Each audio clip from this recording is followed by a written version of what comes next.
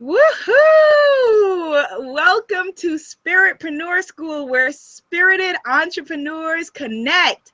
I am your guide, your host, and your sister on this journey, Abiola Abrams. And today we have a very, very powerful guest. Let's say hi to her, and then I will tell you a little bit more about who she is. Hello, Miss Kia Granberry-Moore. Hi, thank you so much for having me. I'm so excited. I am so excited to have you here. For people who may be already a part of the Planet Abiola Sacred Bombshell tribe, you may be familiar with Miss Kia Granberry-Moore because she is featured in the Sacred Bombshell Handbook of Self-Love. Ooh, don't look at my nails. And she also, last year, we had a very powerful conversation where she shared with me some of the things that she had experienced. We're going to get into those in the conversation. And it was an article that went viral on both Bossip and Mommy Noir, which is a part of the Madame Noir universe. And so Kia is a very powerful woman. She is a minister and an entrepreneur, a proud alum of Clark Atlanta U, and she graduated summa cum laude with a degree in psychology. With this degree under her belt, she set off to complete a rigorous master's degree program at the University of Chicago. Now, Kia is an incredible person, and I just am excited for us to get into this conversation. So much has changed in her life since our last conversation, and she just keeps evolving and blossoming and blooming. So, Kia, that was my introduction to who you are. You tell us in detail, who is Kia Granberry-Moore? Well, thank you so much for that lovely introduction, first of all. Hi, everybody. I guess just to be really brief, I just turned 30 this year. Yay, happy birthday. Thank you. And I've been in ministry for 6 years. Prior to that, if you were not involved in what we did last year, you don't know this, but I grew up in a single-parent home with my mother. I knew my father, but we didn't have the best relationship. But because my mother would take me to the library as a child, academics became a really big deal to me. It was going to be my ticket to something better. And so I always did well in school, stayed out of trouble. But while I was in college, I went blind for the first time. And so shortly thereafter, a few years later, I was diagnosed with multiple sclerosis. And so I've been blind 4 times and deaf once. But God promised me healing. And I guess it would be maybe 7 years after the diagnosis, I went back to the doctors and they couldn't find any evidence of an illness.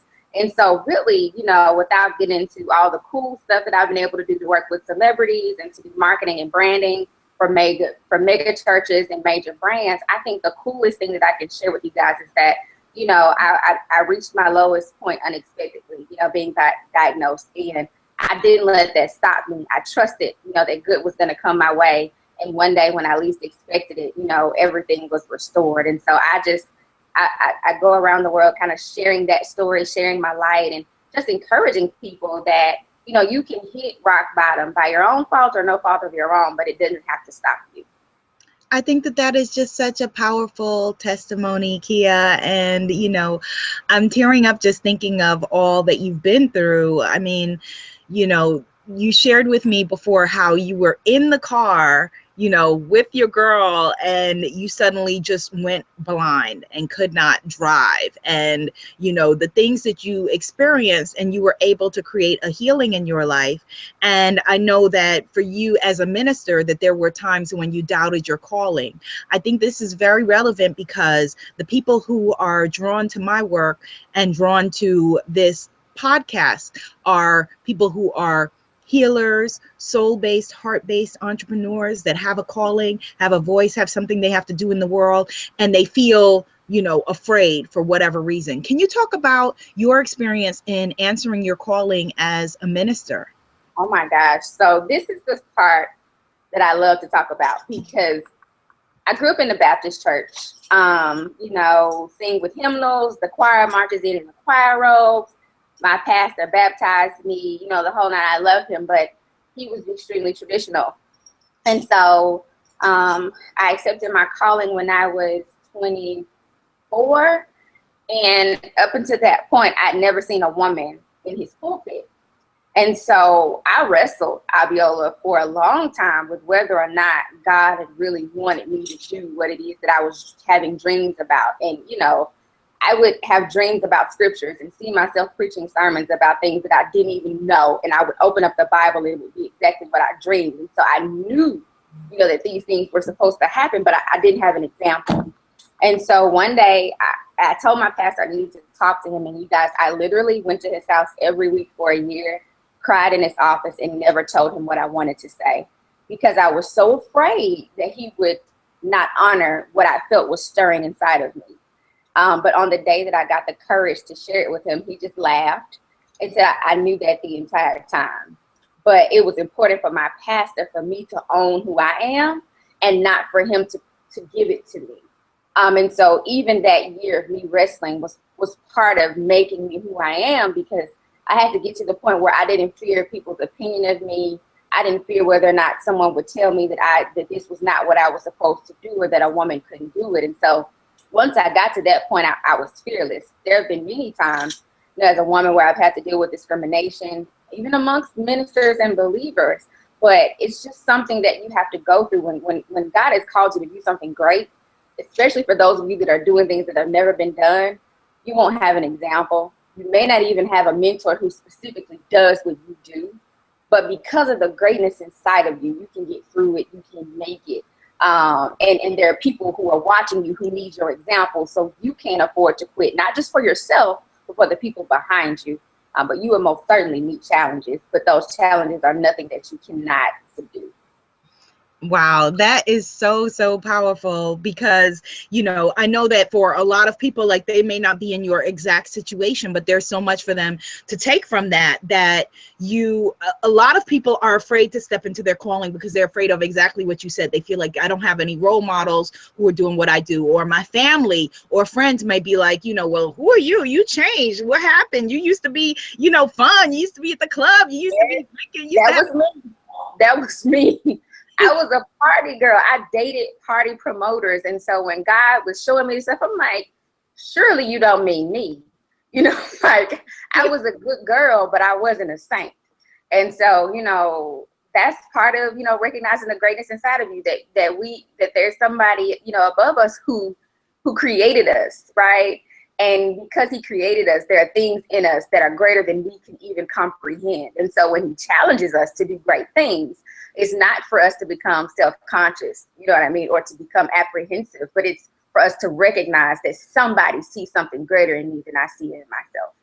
Very, very powerful.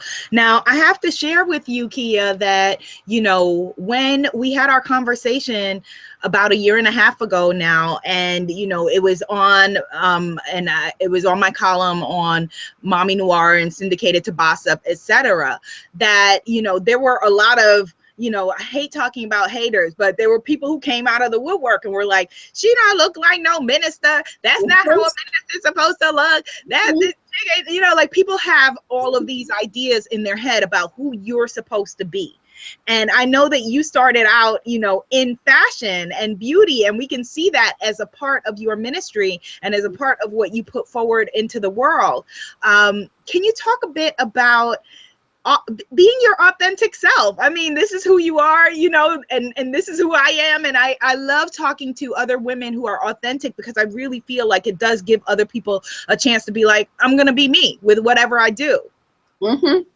It's so important for me to be in this place. I wasn't always in this place. I don't know if I shared this with you, but when I preached my first sermon, bless her heart, my pastor's wife and another minister's wife, they took me shopping, and I wanted to wear this bright red suit. You know, I went back and got it later, but it was this really nice red suit that was in Macy's. You know, it was cut right and it was bold and it was neat. Yes. And I walked in the room and I showed it to them and I was so excited, and they were like, no, you have to be muted behind the words. You need to wear white. And so they took me to this church lady store that had all the hats and the. You said a church lady store. You know, and if that's your style, that's you. But it wasn't mine. And they made me buy this white suit that had like the long sleeves. Like I'll tweet the picture later on. It's hilarious.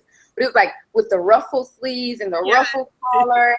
and it came down to the floor, the skirt. Like, it wasn't a dress, it was a skirt that came down to the floor. And these big sparkly shoes. You know, I got a big chunky necklace on, but rarely am I like really sparkly. I like lots of colors and textures, but I don't do a lot of sparkle. And so they just had me really shiny and puffy, and that is how I was made to dress for the first few years of my ministry. I didn't like it. It wasn't me. And then eventually I found myself, and you know, I started visiting other ministries and working for other churches. And I remember one time I preached in over-the-knee boots that had like spikes on the side and jeans. And I was like, yes, you know, this is me. This is who God created me to be. And I think that God has put me in this position so that other young women can see that you can still love God and serve God and still have your own sense of style. And so it's important for me, you know, to embrace who I am. You know, my husband was joking with me before we started recording, like, are you, you know, is it okay if you wear the turban? Because he knows this is who I am off camera, but he didn't know if it was okay for me to be who I am on camera. And it's just like, I'm in a place in my life now where if I can't be who I am on and off camera, then, you know, I can't do it. Because I'm doing myself a disservice and the God who created me. So if you're listening, and, you know, I'm not saying, you know, dye your hair pink and go to corporate America, you know, and do what you want to do. But by all means, don't shrink back. Don't minimize your individuality, because, you know, I say this all the time, and I probably said it the last time we talked, that your birth certificate, right, is proof that God wanted something new in the world. Because if you weren't born, he doesn't do copies, he doesn't do do-overs, he doesn't do replication or even bootleg copies, right? Because we know about knockoffs and bootlegs. He always does an original. And so if you're watching and, you know, you're struggling with being who you are and owning your own voice, I want to challenge you to do just that. Because when you mimic someone else or you try to mute who you really are, you're keeping yourself further away from realizing your true purpose. Because you can't be who God created you to be if you're trying to be a little bit less than that to make other people feel comfortable. Yes, I love that. I say that all the time, and you just said it so beautifully, Kia. Before we go in, I want to talk about your marketing company, but before then, let's stay on what we're talking about right now, because I feel like this is such an important lesson. I talk to people all the time, you know, in my work, in my ministry, I consider this to be my gospel of greatness, about how to unblock your blessings, about the ways we get in our own way and sabotage our own good. Can you talk a little bit about that before we go into talking about your business? I didn't think I was going to respond to this way, but I think what I want to say is the way that we block our blessings is by resisting the struggle. So many great people had to go through seasons of struggle, right? Seasons of strife, or, you know, seasons of, you know, uncertainty. And it is in those seasons, you know, where your character is strengthened, you know, where your integrity, you know, it's amplified, where you really figure out who you are. And so when we settle for mediocrity, when we settle for pleasing people and not fully becoming our complete manifested self, we do that because we are avoiding struggle or uncertainty, or, you know, we're trying to mimic the opinions of others instead of being who we truly are. And so I think the way that we block our blessings is by avoiding struggles, because God blesses us in the valley, right? He blesses us in seasons of uncertainty. It is in those moments where you really see that it's God and not you that's carrying you. And so my greatest blessings, you know, have come from seasons of uncertainty and seasons of struggle. But if I had stayed in my comfort zone, I would have never known them, right? I would have just known life as I knew it and never experienced the abundance or the glory or the greatness that's on the other side of a struggle.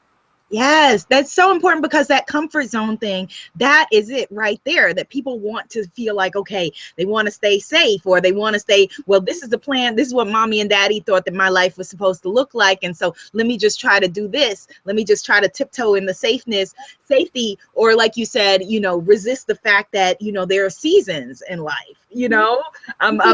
Esther, one of my favorite characters in the Bible. You remember she was in the palace, right? You know, she had all the things that a queen could want, and her uncle comes back and he's like, you know, he's challenging her to do something that's dangerous that would save a lot of people. And at first she wasn't going to do it because she was comfortable, but he said something that sticks with me to this day. He said, you know, what if you were called to this place for such a time as this? And that's what you have to ask yourself when you meet uncertainty in your life and you're thinking about staying in your comfort zone or leaping over that place to get to your destiny. You have to ask yourself, have I really been called here for this time? Am I the only person that can do this? Am I the only person designed to beat this struggle? Because if you need a struggle, you're designed for it. You know, the doom that you see is indicative of a door opening. It's not indicative of you being, you know, unworthy of God's blessings or unable to conquer this. Anytime you see doom or struggle, it's always indicative of a blessing on the other side. But only the people who are courageous enough to get through, right, that struggle are the ones who get them. Everybody you think of, Oprah, Michael Jordan, you know, everybody, you know, that you think of, they've had to go through struggles. Maya Angelou, Barack Obama, they're great because they persevered. They were audacious. And so if you want to get the best out of life, you have to be unafraid of uncertainty. Oh, that's beautiful. Somebody just tweet that scripture. What if you were called here for such a time as this? Beautiful. So Kia, one of the things that you actually shared with me, and we went, you know, deep on, you know, it's funny, it was just a year and a half ago we were having this conversation, and, you know, so much has just opened up and just unfolded within that time. But one of the things we were talking about was domestic violence. And I know that, you know, for me, most of my audience is women. Can you talk a bit about being in a relationship with somebody that you thought that you were going to marry, someone you thought was your happily ever after, and trying to figure out whether to stay, whether to go, and being in that abusive situation? And also why you have the courage to be able to talk about that and share that?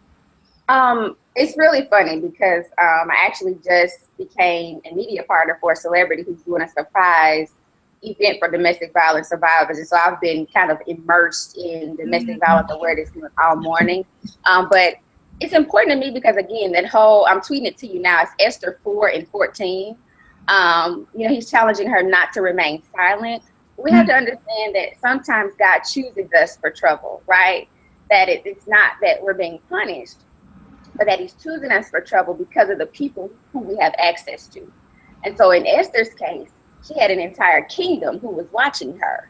And so oftentimes, you know, women who are unfortunate, you know, victims of domestic violence, you know, it's not, I don't want you to think that God is punishing you or that you did something wrong, right? Because God never wants his daughter to be harmed or to be hurt. But the way that you make amends of the situation, right, is one, to forgive yourself for anything that you think you've done. Two, to forgive your abuser, and then get to the place where you're so whole that you realize that I've gone through this, and now I have an audience of women who I can help get out of this or help prevent you going through this. And so for me, you know, it's one of the most powerful things that I can share with women because there's no face in domestic violence, right? We make caricatures of women who've been abused, right? We stereotype them, but women who've been abused, they span every demographic. You know, I was in my mid-20s. I was a minister. I was going to church every Sunday. I had 2 degrees. I was a regional director for a nonprofit, and I was dating a pastor, right? All of the things that the media tells you would not be involved in domestic violence, but it happened to me. And thank God, you know, I survived. I wasn't, you know, severely injured. I suffered a concussion and a contusion before it was all over, But I want people to understand that even if you've never gone through domestic violence, that you shouldn't judge women who are in those positions because you'll never truly understand the psychology of abuse. But if you are connected to a woman, you should try to help her. Try to help her get out of the situation. Try to encourage her, but also recognize that she's in fear of her life every day. And that there's really nothing that you can say outside of him dropping dead that will make her feel safe. You know, because that was where I was for a while, but it takes a long time to heal from that situation. But I will say you need to be healed from it before you get into another relationship, because you would carry that baggage into something that could be the greatest blessing. Now, did people in your life know what was going on with you? To a certain extent. You know how people kind of know that something isn't right? My family didn't like him. No matter how hard I tried, they just did not like him. And so nobody knew that he was, because he was extremely verbally abusive in the beginning. And then he wasn't necessarily physical, but he would make threatening moves. And so I just kind of lived in fear. And so they didn't know until the day that I couldn't hide it because I had a black eye that was like swollen.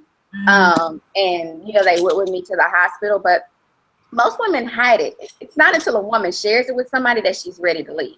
And at that point, I was like, I need an army around me. And so if you're listening and you're going through abuse, or you know someone who is going through abuse, they need an army, right? She can't dismantle this situation by herself. And so if she's coming to you for support, but also for your discretion, because anything that you do, right, could also put her in harm's way. So it's a very sensitive situation, and we have to be here all day to really explain it, but they need armies. They need armies to dismantle the situation. It's awful, and law enforcement makes you feel like you were the criminal. So it's really difficult for women who are in abusive situations to find help and to find assistance and to break through the barrier of shame to get help. Well, thank you for sharing that with us. I think that you know, I feel in my bones that you help somebody who is watching today, either with a situation in their life or maybe somebody in their life, that they can be a part of her army, you know, in going forward. And, you know, talk about, you know, I can't have a testimony without going through the test. You said something really profound. You said you have to heal it before you go forward. Otherwise you may block the biggest blessing coming through in your life. And so I want to call forward your husband, your man in your life that God has brought you into partnership with, your equally yoked partner in life, in love, and in business. Tarek, come on, join us, please. Hello. Welcome to the conversation. Let me tell people a little bit about you. So recently, Miss Kia wed her close friend and business partner of nearly a decade, Mr. Tarek Moore. Tarek is the CEO of You Dig Dance Company, Universal Dance and Interdisciplinary Guild, and has launched the careers of acclaimed choreographers, garnered a Grammy nomination, and now is preparing an all-new curriculum-based youth program to be launched soon, like now. His unique educational curriculum combining dance, music, and core subjects has been embraced by several academic outlets, including the Memphis Grizzlies Prep Academy, and they have a business venture together that we're going to get into. But welcome, Tarek. How is everything going? I am great. Such an honor to have this opportunity to share our mission and where we're going and where we've been. It's an honor. Thank you for having us. You're welcome. This is actually my first couple interview in the Spiritpreneur School series. And so since we are coming in off of, before we talk about your business venture, since we're coming in off of Kia sharing her very personal struggles and things that she went through, and now the blessing of partnership with you, can you talk about, give us some of your insight about loving a woman who has been through some things? Oh, wow. and don't feel on the spot or anything like that. Wow. Well, my name is Tarek Moore. Not your conventional introduction, but it takes wow, man, it takes a bit of resilience, spiritually and mentally, to even endure this level of the power of God, to sustain with such a woman of her caliber, man, you have to stay rooted. That's basically what I would like to, share with the audience. You have to stay rooted in God. You have to stay rooted in love, and prayer works. Yes. Prayer works, meditation works. Yeah. And there are other principles, that she points out to me on a consistent basis that, we set as the tone of our relationship that really harvest the fruition, of our purpose. It's, man, it's just a surreal feeling. It's kind of hard to explain that.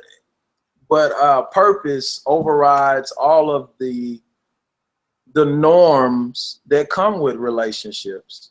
When you're rooted in purpose, you know, it's such an empowering, you know, infinite, man.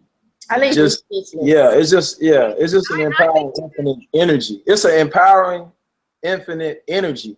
You know, it's the purpose. You know, here we are, man, really making it happen as one. You know, that's not, you know, it's not really, it hadn't been simple. You know, I'm certain that people you know, can share that with me, you know, the regular norms of a relationship, but our purpose overrides all of that. So yeah, you know, hopefully I hit it enough, but man, it was such an introduction question there. So I was like, wow.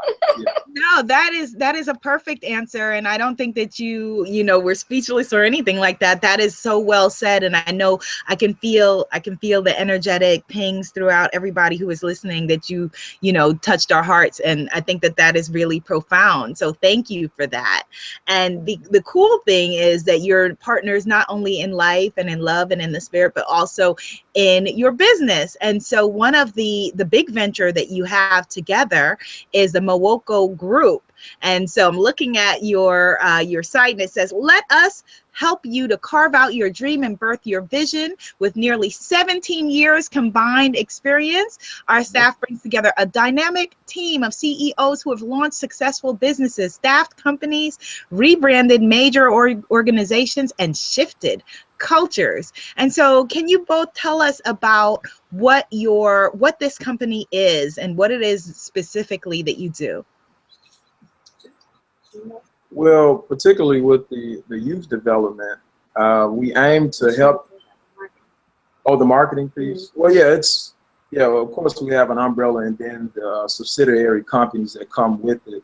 So we'll start with Mowoko. Yeah. So the marketing company is something we kind of merged together because Terry had been doing business coaching.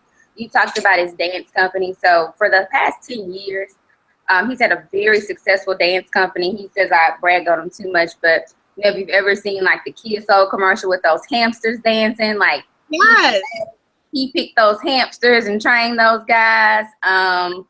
One of his dancers is on tour with Madonna right now. They've been in Gap ads. If you saw the Janelle Monae tightrope video, the dancers in the tuxedos, those are people he trained. And so over the years, not only with those superstars, but he's touched about 7,000 kids in the Mid-South who probably wouldn't show up to school unless Mr. Moore was there with his program. And so because his business has been so successful, I should say, he was my first client. So that's how we met. That's beautiful. He was always with me. Every bio I ever wrote about myself always included the work I did with him, even if I didn't name him by name. So that's always funny to me. And so we decided to merge our companies. And so now we're working with people in ministry. We're working with small businesses.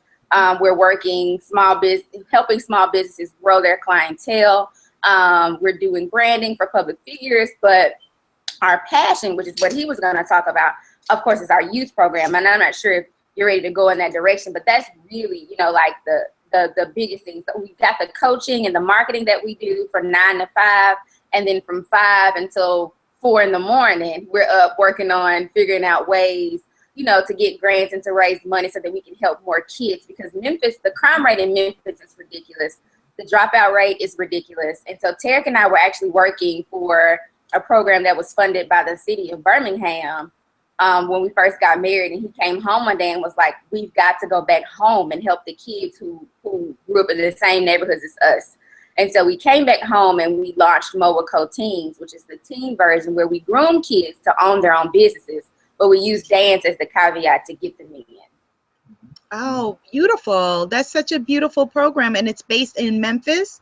It is. We're here to help the single mothers and really impact in that statistic that really is the root of the crime statistics, the unemployment, focusing on that young child and developing that whole child.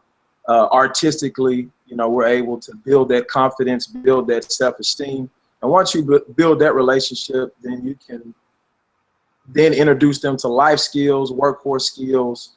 And, you know, the pipeline is already proven.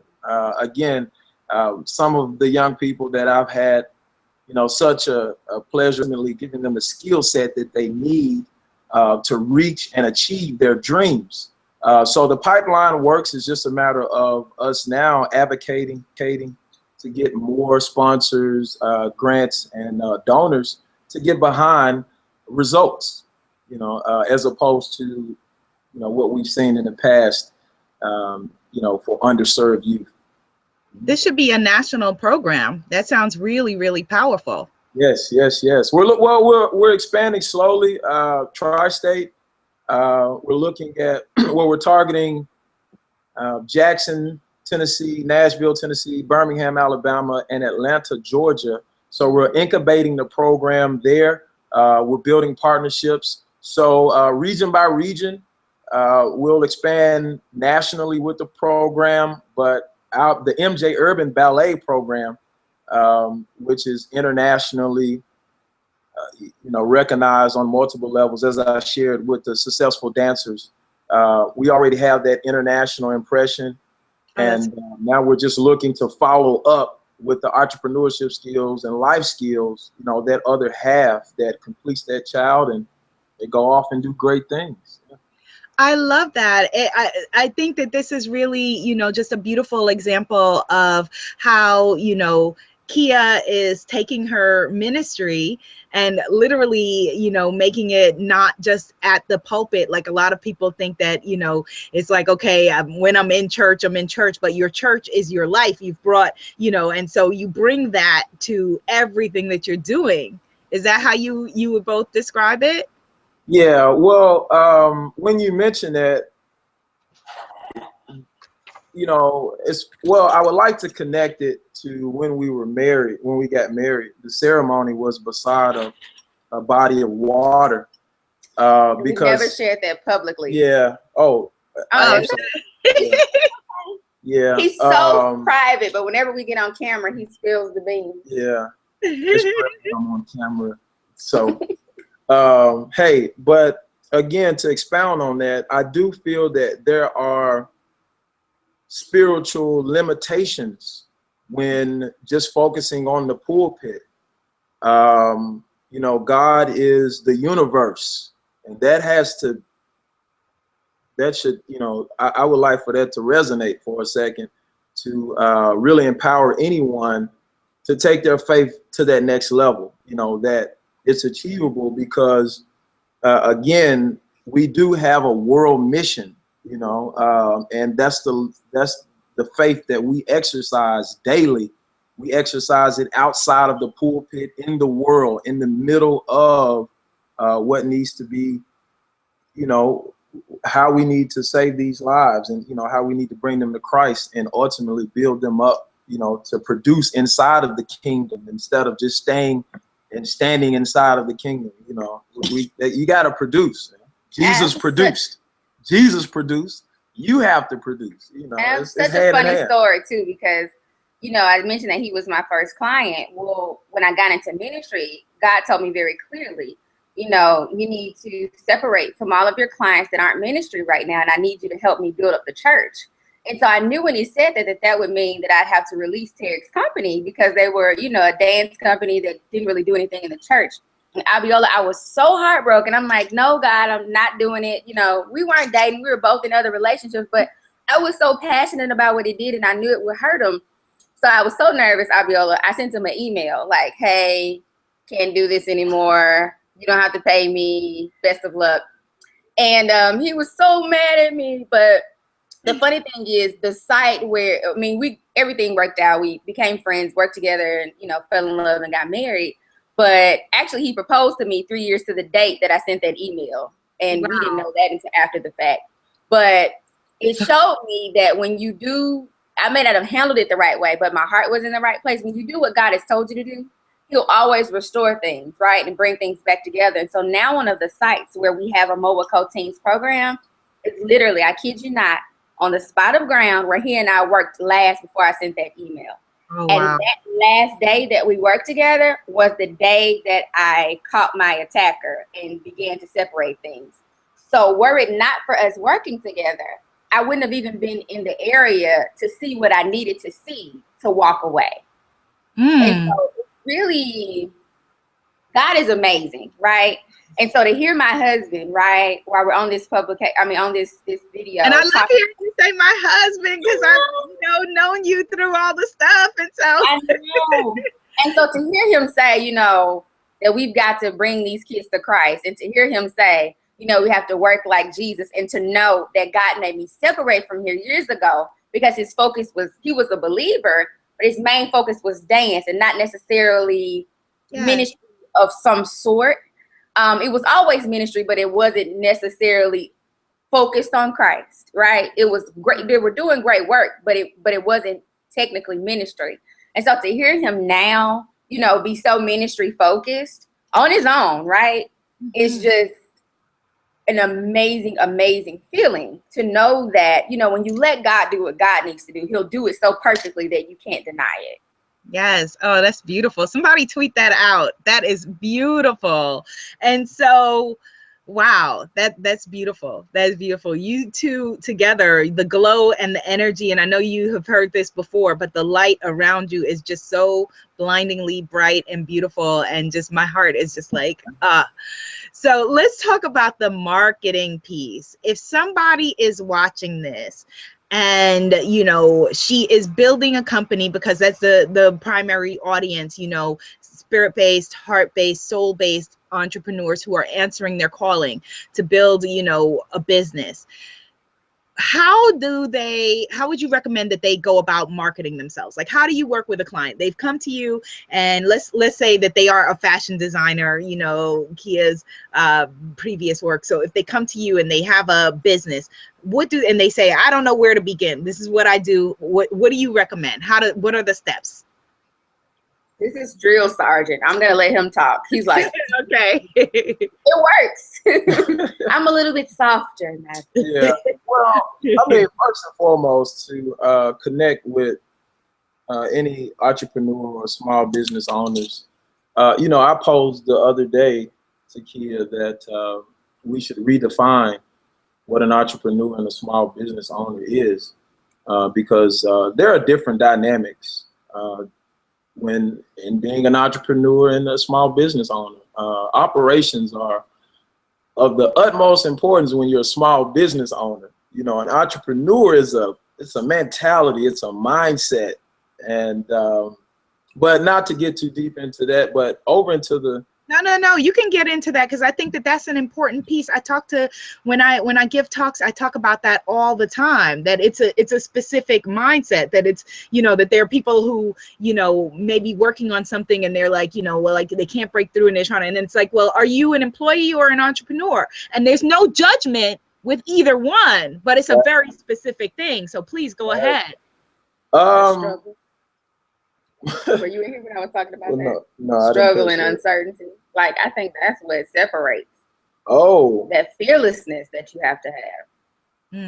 Well, yeah, absolutely.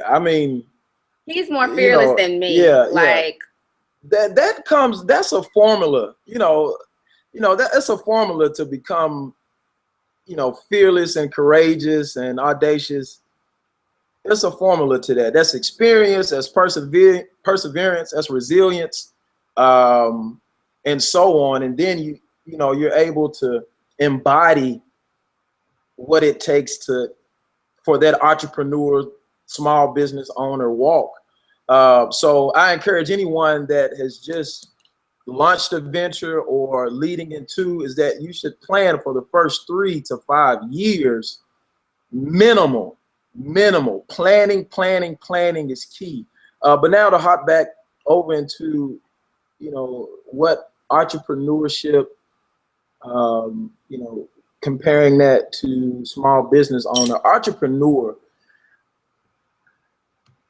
you can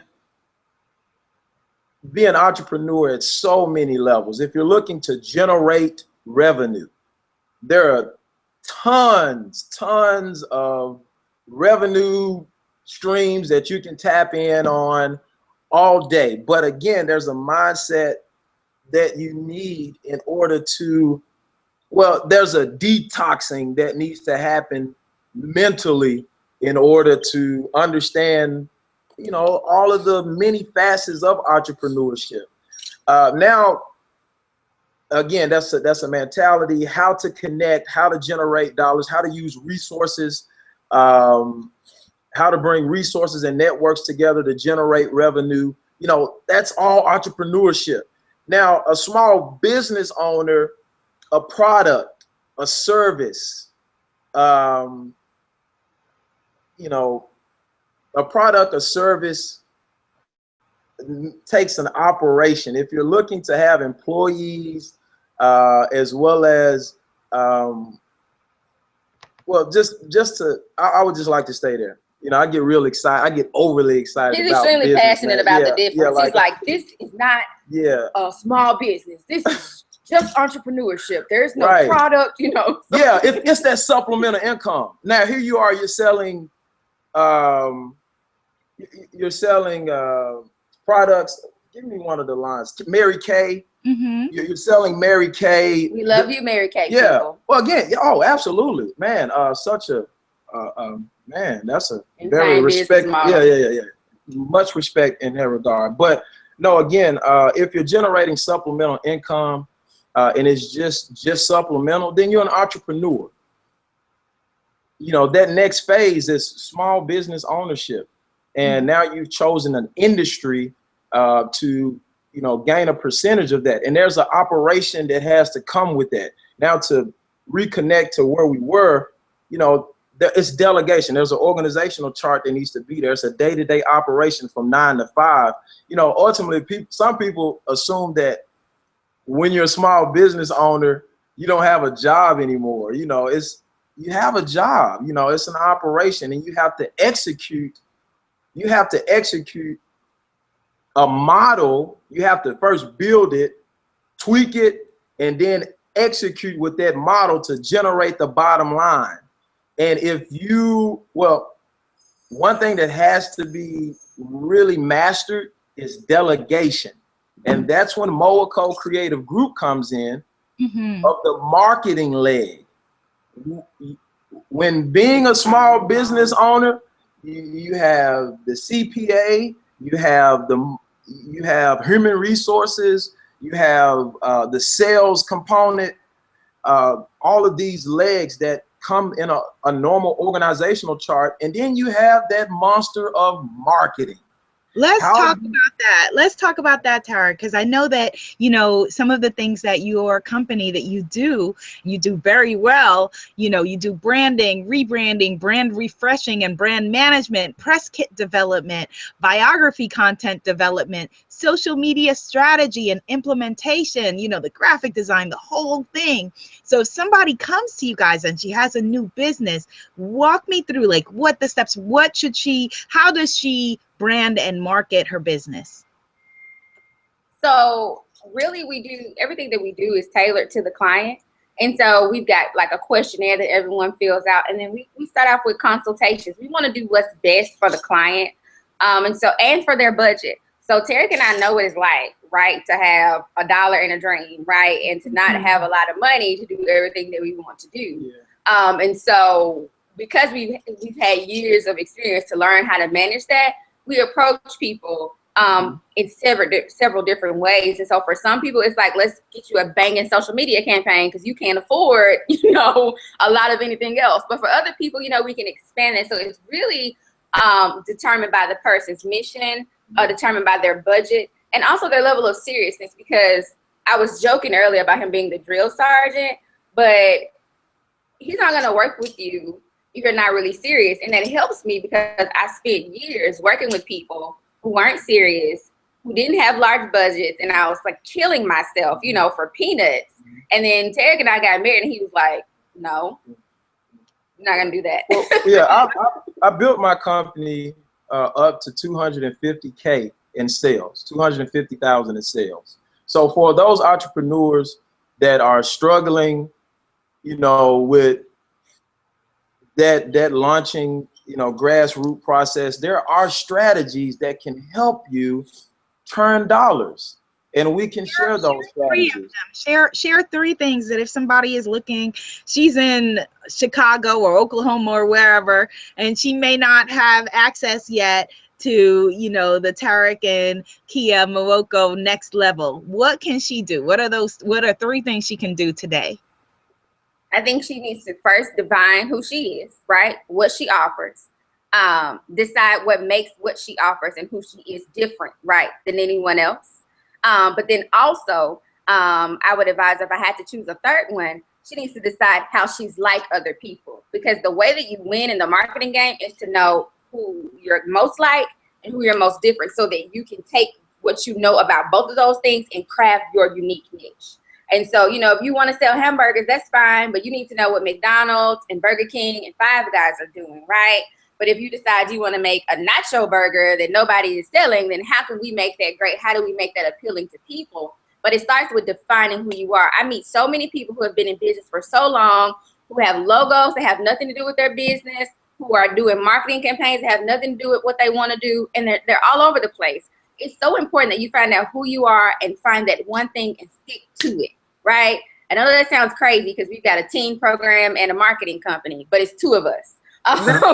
Right, and there is overlap there, and you didn't just start off doing that. You both had a track record before and built up a set of skills in who you were talking to, and you know that when you're talking to your youth program people, you're fully there, and when you're talking to your marketing people, you're fully there. So we get that, we get it. Go ahead.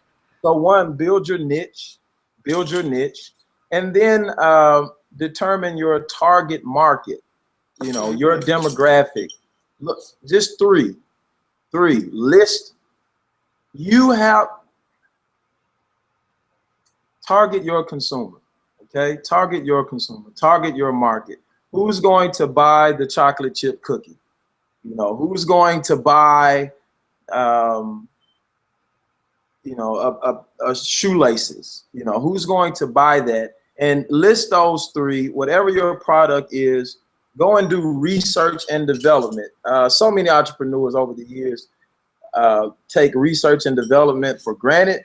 So I would say niche, target market, and research and development, because then that's the fun part. I'm an artist. Yeah, well, yeah, I'm kind of a business geek. But, me too. Good. Yeah. When you simply research and development is just going online and studying other models. And once you start to pull from other models that are already proven to work, then you start to build, the phases and strategies and achieving what you set as goals. And that's that business plan. So, and don't take a business plan lightly either, please. By no means. Yeah, you really have to get it. I tell you this, is that you have to work the plan to get results. If you build a plan and you don't work it to get results, then you're exhausted. You're infuriated. You don't want to move forward. It's hand in hand. Once the plan is set, you must work the plan and modify the plan until progress is there. So I think modification is something that he's really big on. I'm learning agility from him because he's been in business longer than me and earned a lot more than I have. But he's flexible. So he's really, really serious about studying your audience and your consumer, because he will morph into what the consumer wants to increase profitability, where some people would just keep, spending more money on marketing, right? And shoving it down people's throats. He'll shift and, he's very agile, and maybe that's because he's a dancer. So agility crosses all of his sectors. Well, business is capitalism, and capitalism is about making money. Okay. If you're not making money and operating a business, that's not capitalism. It's, I say that, I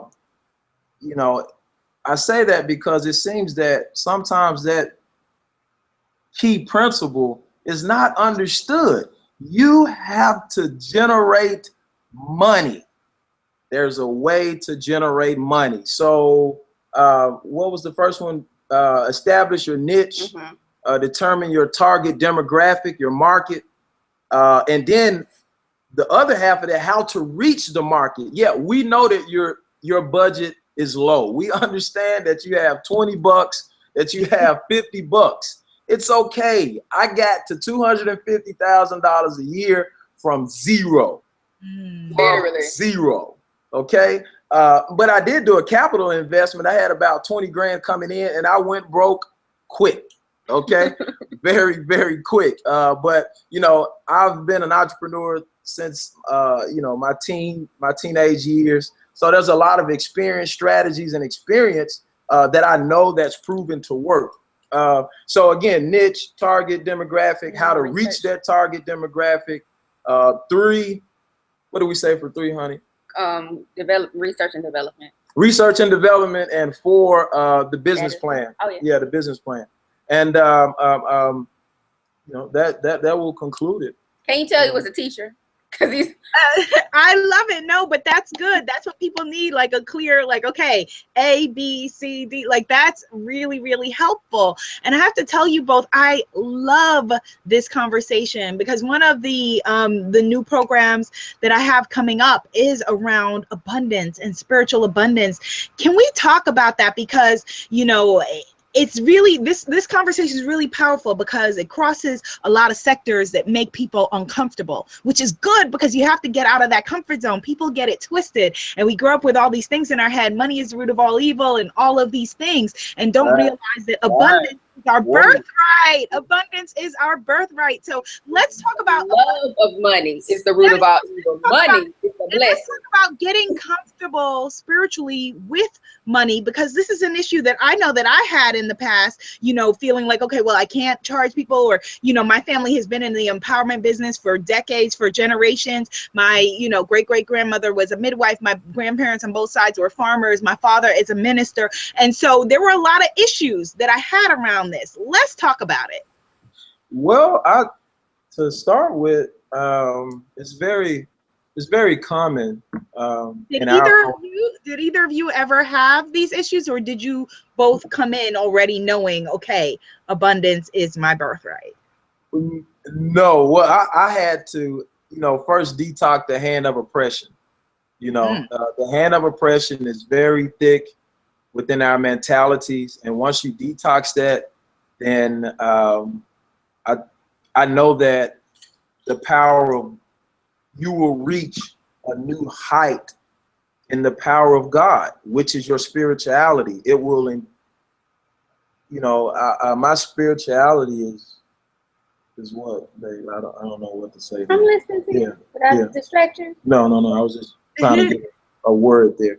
But again, once you detox the hand of oppression, you know, systemically, there are some, you know, there are things in place to have us to, you know, our mentalities cultivated in a particular way. So once you detox that hand of oppression, then you get to abundance.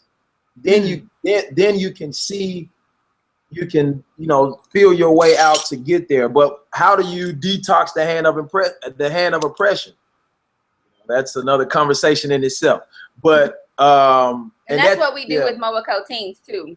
There's like financial classes that we teach them, because we recognize that it's one thing to help adults, but you can break that cycle if you start at a younger age. You know, Tarek and I, we didn't grow up in the same neighborhood in Memphis, but we grew up in very similar neighborhoods. And they were impoverished, they were crime ridden, you know, and we didn't have, you know, not to say that our parents didn't have the best intentions, but, you know, they were working and we had to make a lot of decisions for ourselves as young people. And so, were it not for the grace of God, you know, he would probably be doing something a lot less, you know, commendable. And I might, you know, be living an entirely different life. And so, because we recognize that, unfortunately, we're almost anomalies, right? That people who do well, they leave Memphis and never come back. We came back because we want to teach young people and help their families too understand that, you know, God wants you to live a blessed life. God wants you to have more, but it's also going to take a change in mindset and also a change in the way that you work and function. Yeah, we built our own bridge so we understand what the rest of our young people need to come across. You know, again, we built our own bridge. Somebody tweet that. Yeah, so being a life engineer, you know, we're able to now cultivate these young people to be very, very productive and very successful. So it's funny you mention that, because that brings clarity to Monae teens. How do you get to abundance? Well, the first is detoxing. It's detoxing the hand of oppression.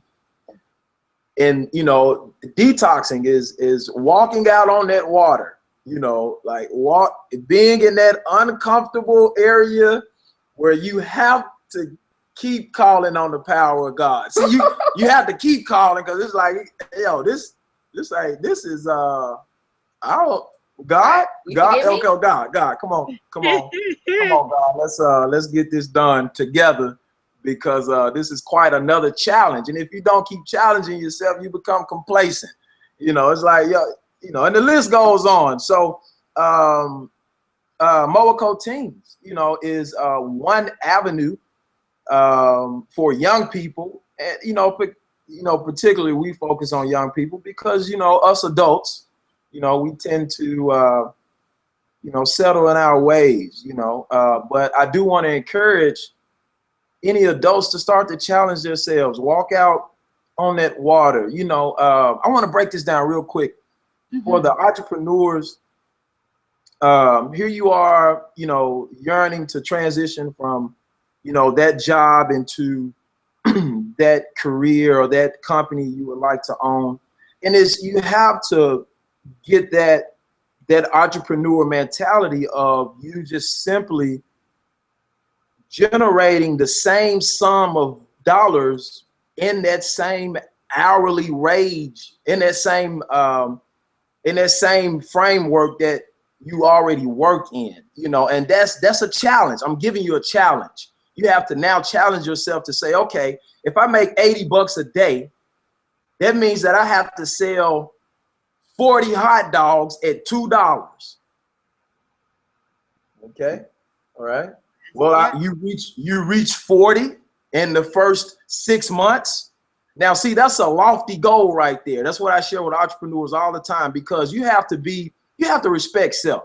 You know, if you're lazy, you know if you have kids or so many responsibilities that you cannot achieve it. You can't sell 40 hot dogs in 2 weeks. You know that the time is going to take you 6 months to get to 40 hot dogs. And that's fine. Be honest with yourself. Now, when you're honest with yourself and then you actually set a goal and you don't achieve it, that's when you have to start to dig more into God and start to reflect on self and really start to develop who you are, because you're not being honest with yourself at that point. If you set a goal based on the reality of you and how you truly operate and you still don't achieve that goal, well, there's some self-reflection that needs to happen. And that's when drill sergeant is coming. Yeah. So that's I think we can sum that up there. I know that we get excited at times. Yeah. Well, this is exciting. You know, when you're living your passion, you're living your purpose, and you want other people to do the same because you have traveled that road and you feel it. It's very exciting. And so can you please share with people as we close, Kia and Tarek, how can people work with you? How do you advise people to get in touch with you, to follow you on social media, all of those things? Well, yeah. Well, first, yeah, I'm online. My online presence is there, and I do want to share that my online presence is not as strong as Kia's. It is nowhere near as strong as Kia's. He doesn't care about social media. I have other strategies that generate dollars. That's what makes you the perfect team. That's what makes you the perfect team, because Kia's rocking social media. Thank you. This social myth about generating dollars is getting out of hand. The fact that It works for followers and likes, not to say that it doesn't work. It does. It does. It does. Social media works, but that is not the only way. That is not the only way. So again, I just wanted to share that. Twitter, udigdance.com. He's not gonna follow you or tweet you Yeah, on Facebook. and the other channels. Yeah, I'm the guy in the back that just does all the operation, guys. But do explore the website. We're actually rebuilding it, but just go. You can find out more about him. You can go to either. Is it pointing now already? We just got the new domain for the new dance company. But if you go to udigdance, that's U as in universe, D as in dance, I as in important, G as in go, dance.com. That's where you can find out more information about Tarek and his other company. Where can we find you, Kia? I know that people can find you in the Sacred Bombshell Handbook of Self-Love. But where else can they find you? At Live Love? If you're looking at your lower third, my website is listed. That's livelovekia.com. That's livelovekia.com. And my website name is also how you'll find me on Facebook, how you find me on Twitter, how you find me on Instagram, and how you find me on Periscope, which is my new favorite place to be.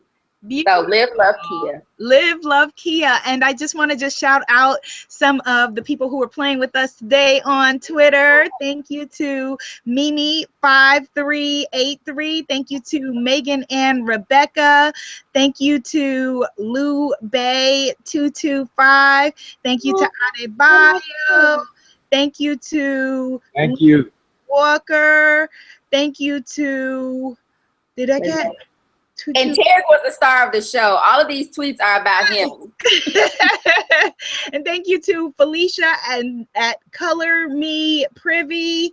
And thank you to Adrena Monae and Neil Justin and so many more. Thank you for watching. And I actually have a gift for you if you go to ownyourbombshell.com, that I've reclaimed the word sacred bombshell to mean a woman who loves, honors, and cherishes herself in mind, body, and spirit. If you go to ownyourbombshell.com, I have a free gift for you there. And Kia has all kinds of powerful things going on. Follow Kia, follow Tarek, because I'm just looking at them and I see even like greater things than the amazing things that they're doing. And I'm just gonna right now just put some predictions into the world. I see a relationship ministry coming from them. They may not even know some of these things, but I see them and I speak on them. I see some sort of reality, something coming from them. And so these things are coming. So follow them, be a part of their world, be a part of their magic while you continue to make your own. Thank you so much for watching Spiritpreneur School. You can subscribe on iTunes, see us on YouTube, and I am throughout the universe at Abiola TV, where the TV stands for transformation and victory. So stay blessed, and I will see you next time. Bye. Thank you, so much. Thank you. Thank you, Kia. Thank you, Tarek. Bye-bye. Support Abiola. Support her. Amen. Tweet. Yay. Thank you. Thank you.